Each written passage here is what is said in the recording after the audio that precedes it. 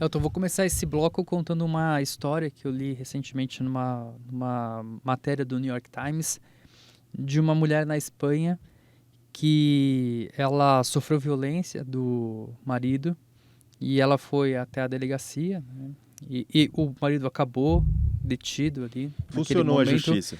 Funcionou, só que nesse processo, né, de saber o que vem depois disso, né, a gente sabe que uma agressão pode levar a uma detenção, mas o que a gente faz a partir disso, né? E a Espanha, então, ela tem um software, ela desenvolveu um aplicativo baseado em inteligência artificial que chama Viogen. Então, o policial ali, ele pode colocar informações sobre o caso. O sistema ele faz 35 perguntas que são sim ou não. Uhum. Então, desde nessa situação, alguma arma foi usada, o casal está vivendo algum tipo de problema financeiro, a pessoa exibe um comportamento controlador. E a partir dessas 35 perguntas, o sistema ele gera uma probabilidade, né, desse caso ter uma reincidência ou uma reincidência ainda mais perigosa para a vítima. E Né, nesse para caso, a mulher. o software, o Viogen, disse que Tava, era altíssimo esse risco, certo? não, falou Não! que estava de boa, que era um baixo risco. Né? Então, a mulher foi levada de volta para casa e no dia seguinte, se eu não me engano, o marido foi solto. Ô, louco. E a consequência é que algumas semanas depois essa mulher acabou morta. Então isso virou matéria do New York Times, outros jornais, mostrando essa confiança excessiva nossa nas máquinas. Então, um sistema que mostrou que não havia uma alta probabilidade de reincidência no caso, levou a mulher a ser morta. E isso traz uma questão que eu acho que a gente precisa discutir como sociedade, que essa confiança cega que a humanidade passa a ter na inteligência artificial, nas máquinas, e que a gente começa até a ter uma dificuldade maior em saber em que momento acaba uma decisão humana e em que momento começa uma decisão com a máquina, ou em que momento acaba uma decisão da máquina e começa a decisão humana. Né? Exato. Não é de hoje que o setor se preocupa com isso, mas estão acontecendo coisas que mostraram que a gente passou do limite muitas vezes nessa confiança. Esse caso da Espanha é muito sério, mas já estão acontecendo coisas aqui no Brasil, eventos aqui no Brasil, que mostram que há uma confiança muito grande nas máquinas e que talvez a gente devesse olhar com um pouquinho mais de ceticismo para ferramentas de reconhecimento facial e para ferramentas de inteligência artificial, porque no fim das contas elas são ferramentas. Imagina você, Diogo, na final do campeonato do seu time de coração, o Juventus da Moca. Juventus da Moca. Faz tempo que Juventus não chega da numa Moca. final, mas tudo bem. Você tocou num ponto que me deixou chateado. Faz uma força para imaginar. Eu sei que vai ser difícil. Uhum. Eu nunca mais vou pisar na Moca depois desse comentário. Mas faz uma força para imaginar você no final do campeonato do seu time de coração. Tô imaginando.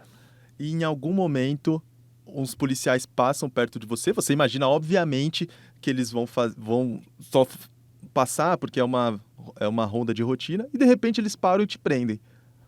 Aconteceu isso no final do campeonato estadual do Sergipe nesse ano. E o motivo foi que um torcedor foi reconhecido por um desses sistemas de reconhecimento facial. Ele foi conduzido no meio da torcida, maior vergonha, passou no meio do campo, foi levado... Foi preso. Foi levado... A polícia chegou, pegou o cara... Algemou, ele falou assim, não se mexe, não reage. No meio da torcida. No meio da torcida. Passou pelo campo. Algemou o cara, levou no meio do campo, levou para uma salinha e começou a fazer várias perguntas para ele daquele jeito bem delicado que a Carinhoso. polícia costuma fazer. Dizendo que ele sabia pelo que ele está sendo preso. Sabe aquela coisa kafkiana? Uhum. Ele sabia pelo que ele estava sendo preso, para ele contar mais detalhes. O cara sem saber o que estava rolando, porque até então ele estava no meio do jogo, era nisso que ele estava focado. Até que a polícia explicou o que era, o que tinha acontecido. E ele, naquele momento, foi convidado a mostrar a identidade. A polícia olhou e falou assim, não é você não. Nossa, tá brincando. Tô falando sério. O cara disse que ficou o segundo tempo inteiro chorando, porque aquilo foi super traumático. E não foi a única vez que aconteceu isso em Sergipe. Lá em Tilt, a gente registrou a história da Taislane dos Santos. Você gosta de Ivete Sangalo? Gosto de Ivete Sangalo. Gosta? Ela também gosta, mas eu Uhum. acho que muito provavelmente daqui pra frente ela não vai ouvir sem lembrar dos traumas que ela sofreu. Ela foi pra uma micareta chamada Precaju. Uhum. Aliás, Precaju, hein? Vamos lá, hein, Diogo? Bora. Cadê o Abadá? Foi pro Precaju. Uhum. Um pouquinho depois dela entrar, alguns policiais abordaram ela e eles não estavam vestidos com a farda. Eles estavam apaisando e tal, chegaram próximos dela e falaram assim, olha, a gente tem que te conduzir para um recinto e tal, não sei o quê, blá, blá, blá. Ela, oxe, o que aconteceu? Não tá acontecendo nada. Ela não entendeu o que estava acontecendo. Ela contou pra gente, eu vou ler a aspa do que ela falou. Ela, questionei do que se tratava e quem seriam eles. Um dos policiais se identificou e informou que estava a paisana e disse que a abordagem era um protocolo de segurança, pois eu teria sido identificada pela câmera de segurança como uma possível foragida. O sistema de reconhecimento facial disse que ela era uma pessoa foragida da justiça. E para complicar, ela estava sem o RG, mas em algum momento eles pegaram a foto da foragida e falaram assim, olha, é com essa pessoa que o sistema confundiu você. E não tinha nada a ver com ela. Meu Deus. Isso com 30 minutos de micareta. Bom, ela continuou o show com a amiga e tal, não sei o quê. 2 horas depois ela tem entrado no meio do show da Ivete Sangalo. Não vamos falar que prenderam ela de novo. Prenderam ela de novo. Meu, Dessa vez veio uma tropa de 5 policiais fardados.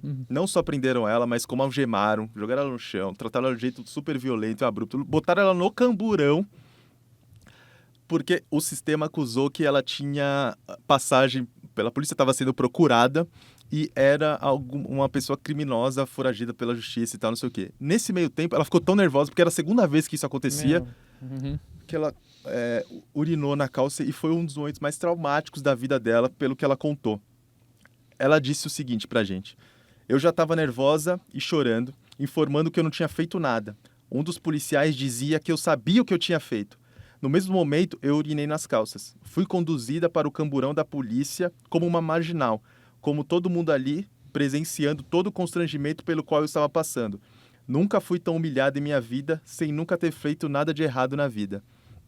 São 3 casos que mostram que funcionários públicos acreditaram tanto na tecnologia que colocaram a integridade física, a moral, a honra, a saúde mental e, em alguns casos, a integridade física das pessoas em risco, né, Diogo?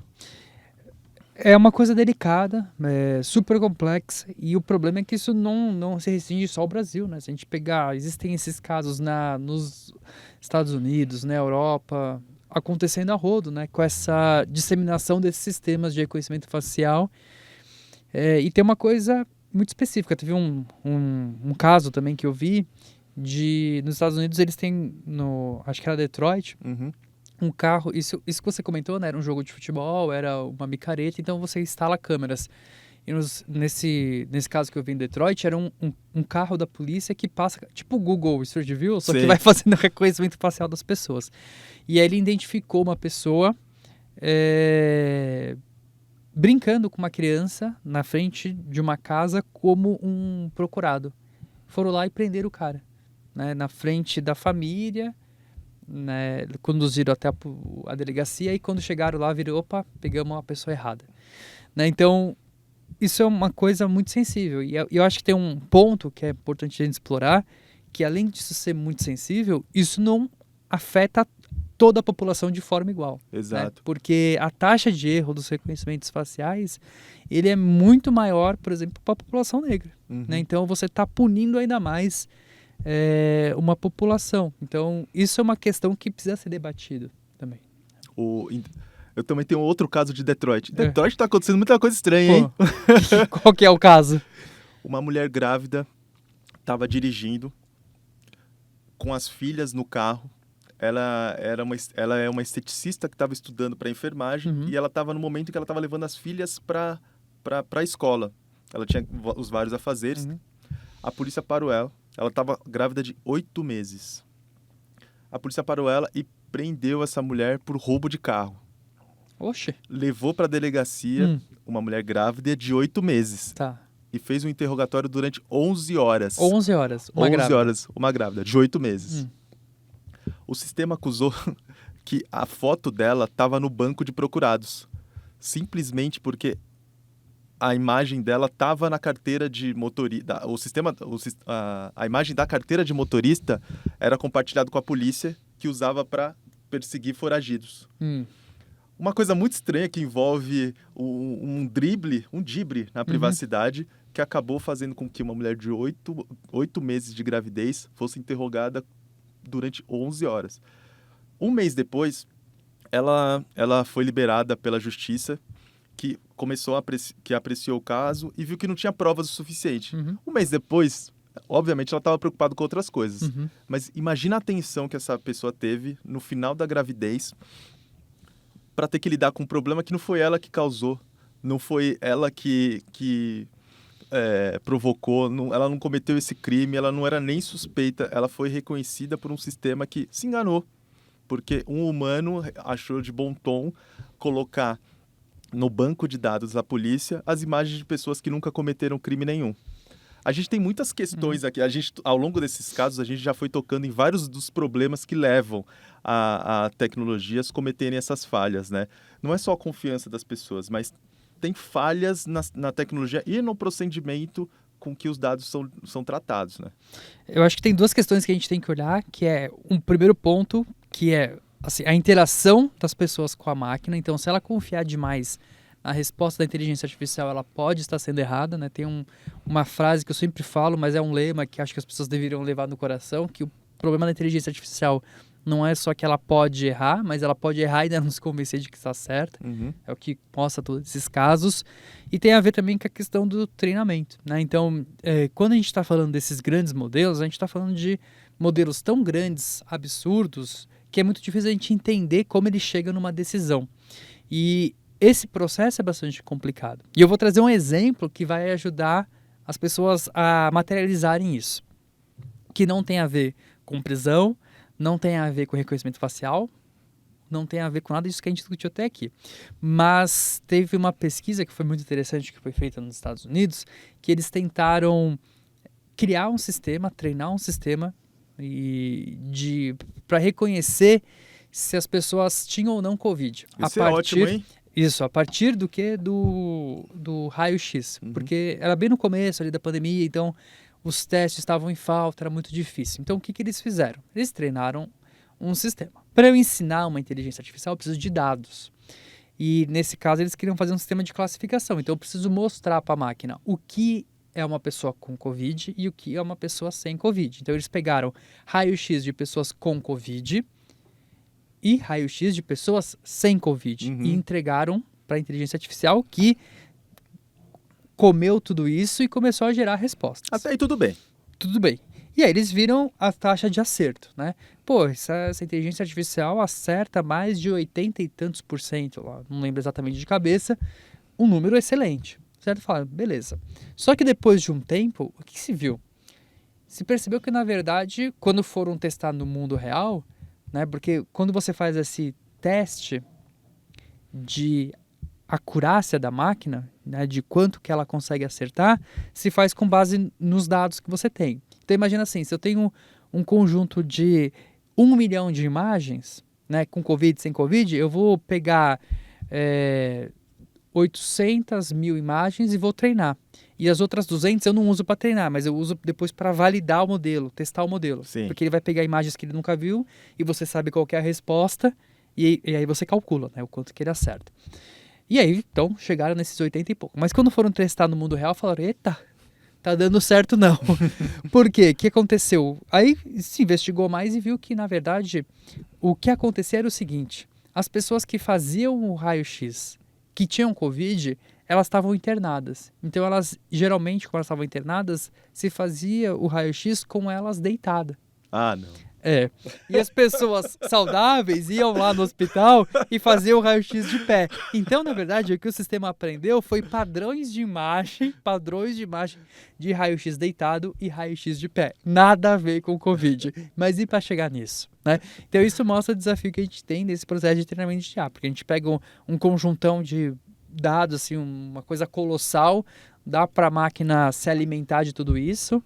ela degusta tudo isso e passa a emitir opiniões sobre todos, né? Então, isso é um desafio que a gente tem do ponto de vista de governança da própria humanidade com o uso dessa tecnologia. E outra questão que a gente não pode ignorar que esses dados submetidos à inteligência artificial, eles são produzidos por uma sociedade que não é neutra.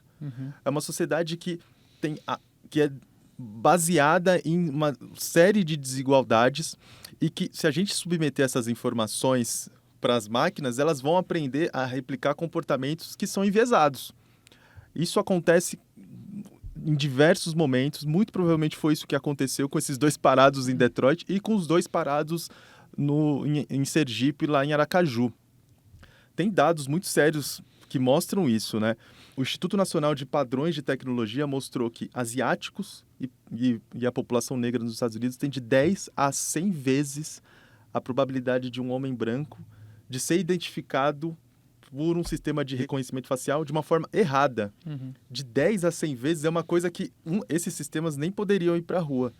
E isso nos leva a uma outra questão, que é a gente está colocando na rua, humanidade, sistemas que não foram devidamente tratados e não tiveram a sua tecnologia refinada. Se no exemplo que você deu da Covid, teve algum momento em que a galera percebeu que a IA não reconhecia quem estava com Covid e na verdade, reconhecia quem estava deitado, quando um sistema desses vai para a rua, a repercussão na vida das pessoas é muito mais grave, é muito mais séria e provoca danos muito mais sérios. Esse é um dos problemas. O outro é que, em algum momento, as pessoas confiam muito mais na tecnologia e eliminam todas as possibilidades de ação que elas poderiam fazer. Aqui eu trago um outro exemplo. Teve um cidadão nos Estados Unidos, o nome dele é Michael Williams. Ele já é uma pessoa de idade e tal. Ele estava andando numa vizinhança e houve um assassinato por ali. Um assassinato por arma de fogo. Aí a polícia, naquele local, usa um sistema que detecta sons parecidos com o de um tiro e faz uma triangulação com inteligência artificial para saber onde está o provável atirador. Eles fizeram essa triangulação e chegaram à posição do Michael Williams. Esse cara foi preso, ele ficou 1 ano na cadeia. Ninguém fez outra investigação adicional. Promotor, polícia, justiça. Foi só com esse... Foi só com isso. A polícia não investigou nenhuma outra linha de ação, mas quando chegou no juiz, ele falou assim, vem cá, vocês não têm provas, outras provas? Tem testemunha? Tem DNA de que ele estava na cena do crime? Tem alguma motivação? Ele matou esse cara por quê? Eles nem se conheciam, o que aconteceu? Aí a polícia olhou pro Ministério Público lá e falou assim, acho que deu ruim. Não tem nada disso daí, não.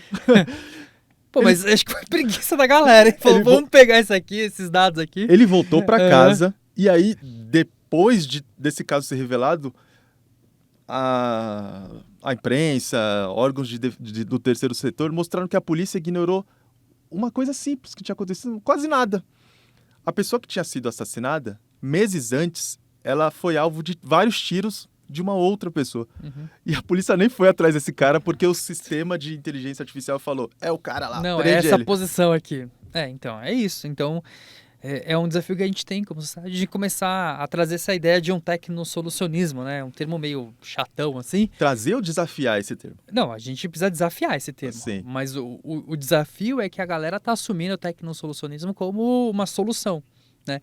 Então, vamos lá. Tecnosolucionismo é essa ideia de, assim, que por meio da tecnologia a gente consegue resolver muitos problemas, né? E como se a tecnologia fosse algo mágico, assim, que resolveu um problema complexo. Na verdade, ela pode ser parte de uma solução, mas existe todo um contexto em que a tecnologia não atua num vácuo, né? Então, é importante a gente trazer e separar muito bem essa questão, né? O tecnosolucionismo, levado agora, principalmente com esse avanço da inteligência artificial, pode levar a situações catastróficas, né?